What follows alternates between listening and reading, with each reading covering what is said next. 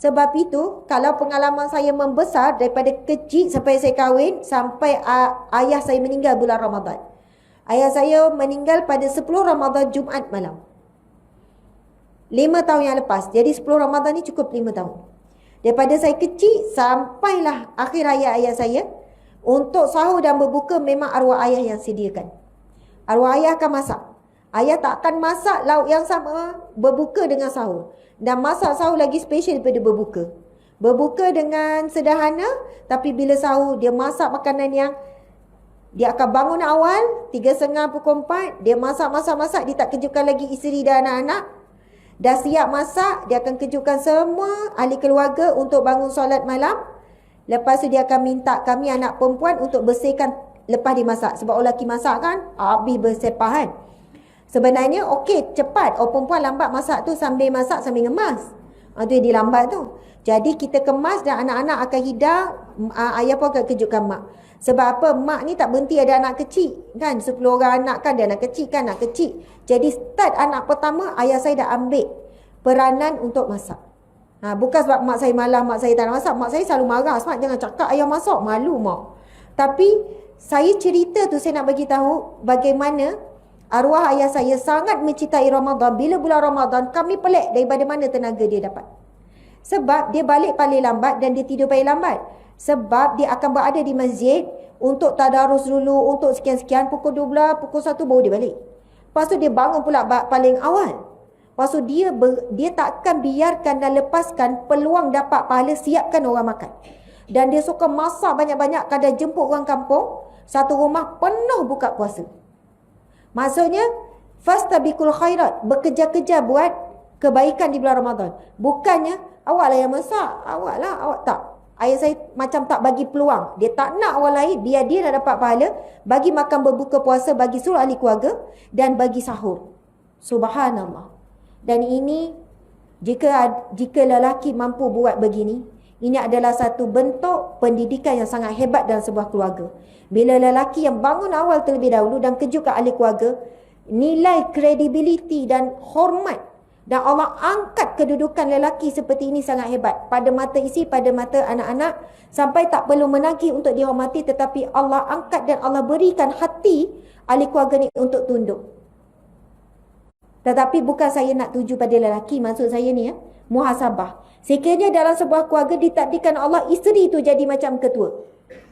Isteri lah yang kejut, isteri lah ni suaminya follow belaka. Bang nak makan apa? Ikutlah. Bang nak buka puasa kan? Ikutlah. Bang baju gaya warna apa? Ikutlah. Bang ni ikut je belaka. Malah nak berfikir. Sebab dia kata kalau saya cakapkan awak tak setuju pula. Alasan tu kan. Bukan semua lelaki macam ni. Ada lelaki dia suka bagi pandangan juga. Maksudnya dia asah juga. Dia push juga untuk berfikir. Sebab itu dalam sebuah keluarga ada part isteri jadi pemimpin, ada part suami pemimpin ketua keluarga, tetap lelaki perlu dihormati. Mudah-mudahan Ramadan kali ini menambahkan kasih sayang seisi keluarga. Sebab kita jarang dapat makan bersama-sama serentak melainkan bulan Ramadan. Kadang bulan lain yang ni makan dulu, mana lapar makan dulu, betul kan? Tetapi bulan Ramadan tak ada. Lapar tak lapar sama je, makan serentak. Dan semua orang tak sabar tunggu waktu maghrib. Bulan Ramadan je lah. Bulan lain tak tunggu waktu solat. Tapi bulan Ramadan semua nunggu-nunggu. Kejap tengok. Tak sabar-sabar nak solat maghrib. Okey. Jadi, ambil peluang waktu makan berjemaah dan kita puasa berjemaah. Kerana Nabi menggambarkan orang yang boleh menarik orang lain ke syurga adalah mereka yang puasa sama-sama, mereka yang solat sama-sama, dan mereka menunaikan haji sama-sama. Kalau kita tak dapat tunaikan haji sama-sama, kurang-kurangnya jaga dua perkara. Itu dalam hadis Nabi SAW dan yang merupakan hadis yang sahih. Bila ahli syurga sedang beratur nak masuk ke dalam syurga, lalu mereka melihat ada yang sedang beratur masuk neraka. Bukan beratur, masuk neraka tak beratur lah. Diheret, ditarik sebab memang tak nak masuk neraka.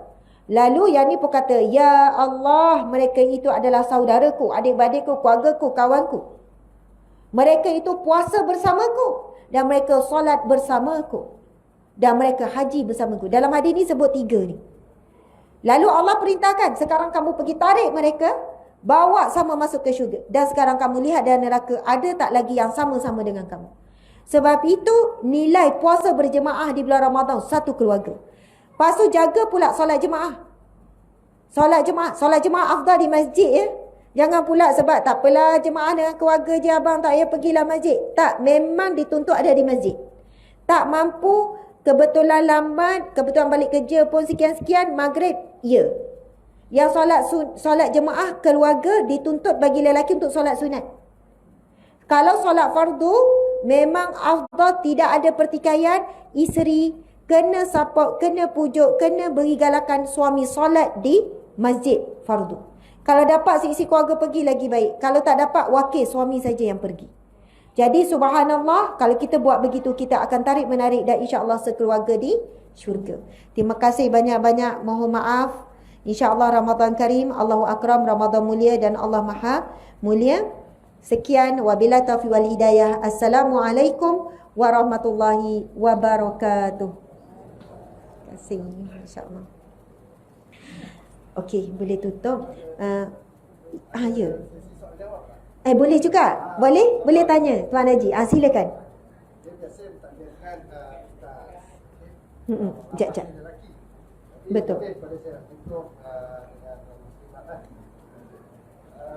Saya ada dua soalan. Soalan pertama, apakah yang boleh. Jangan tutup. Tak apa, boleh dengar, nanti saya ulang balik. Okey. Boleh bagi mic. Okey.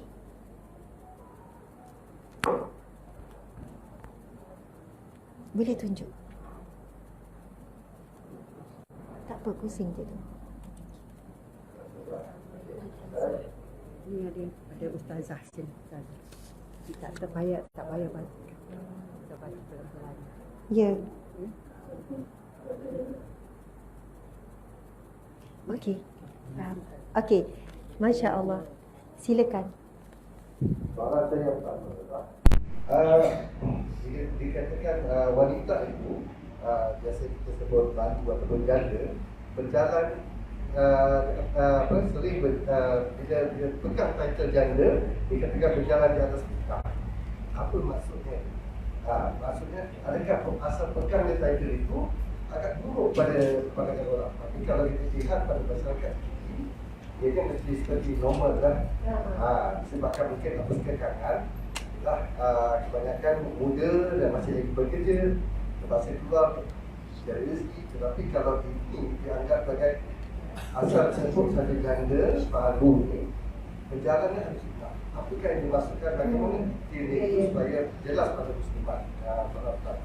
Yang kedua, kita faham, okey, ada kalangan muslimat sekarang ini dia tersekat di antara dunia dan akhiratnya. Okey, bila mana dikatakan bahawa di akhir zaman waktu kiamat dan semakin hampir ini, bahawa akan wujudnya wanita-wanita yang berpakaian tetapi lihat dan wanita.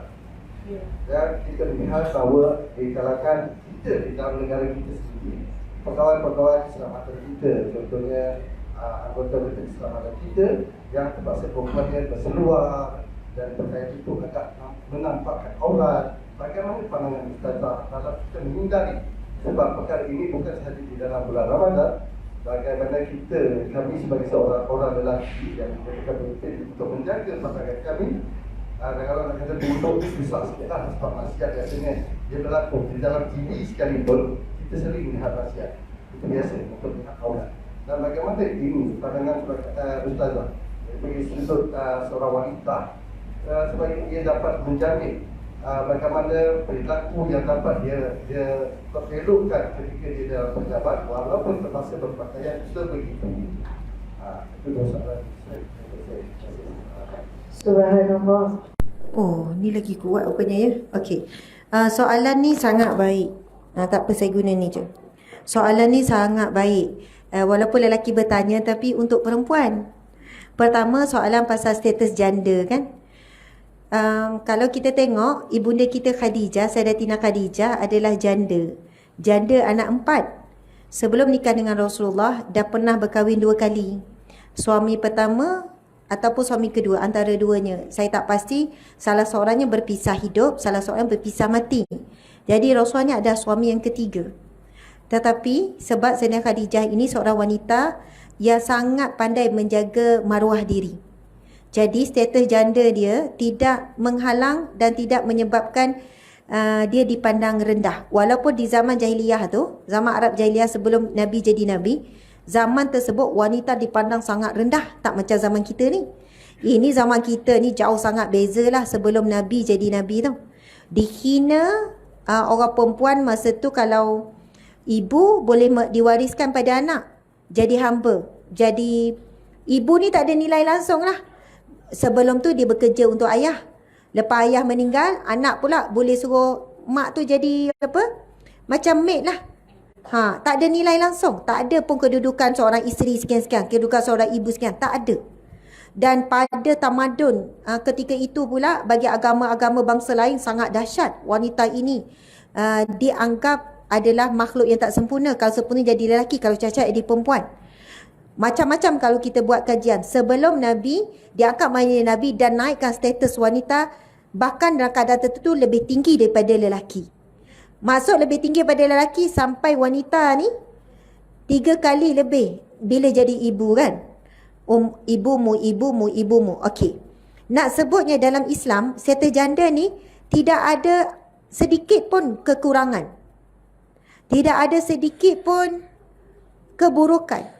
Ataupun satu penghinaan, ataupun rasa perlu malu dan sebagainya. Kecuali adalah adat, tradisi, ataupun cara akhlak buruk seseorang terhadap golongan janda. Bahkan dalam sebuah hadis Nabi SAW, barang siapa yang membantu janda, maksud bantu janda bukan semestinya dengan menikahi janda tersebut saja cara bantu. Mungkin membantu anak-anaknya bersekolah, berilah bantuan apa-apa, jiran-jiran dan sebagainya. Dia diberikan pahala. Saya tak ingat, kamu boleh cari. Ada hadis Nabi tentang umpama seperti pahala jihad, macam itulah. Nanti kita tengok. Nabi sebut ganjaran yang begitu besar. Sebab itu zaman Nabi, wanita-wanita janda sangat ramai. Sebab apa? Suaminya syahid, pergi perang dengan Nabi. Jadi mereka bantu bukan hanya dengan menikahi, dengan pelbagai cara menampung belanja keperluan anak-anak. Jadi sekarang ini siapa kan? Dulu kalau bercerai ni jarang. Sekarang ni macam ramai sangat orang muda bercerai, berpisah. Jadi saya kira zaman sekarang ni berbanding zaman saya masa kecil dulu, pandangan terhadap janda dah banyak beza. Dah ramai ibu-ibu, wanita berdikari.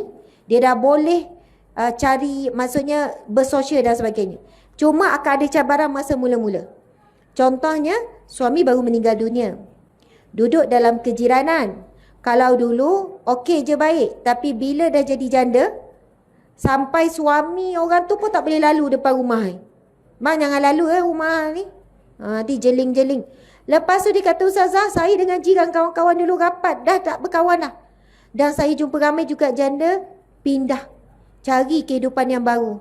Sebab apa? Jiran-jiran tak macam dulu. Dah tak ajak dah. Kalau kumpul-kumpul dia seorang tak diajak. Soalannya dia anggap ancaman. Seolahnya nanti suami kan rasa kesian nak sekian-sekian. Isu-isu seperti itu. Jadi kita tak boleh nafikan memang akan ada ujian dan cabaran bagi janda. Tetapi setiap ujian dan cabaran tersebut ada kebaikan, ada hikmah dan dia akan jadi lebih kuat.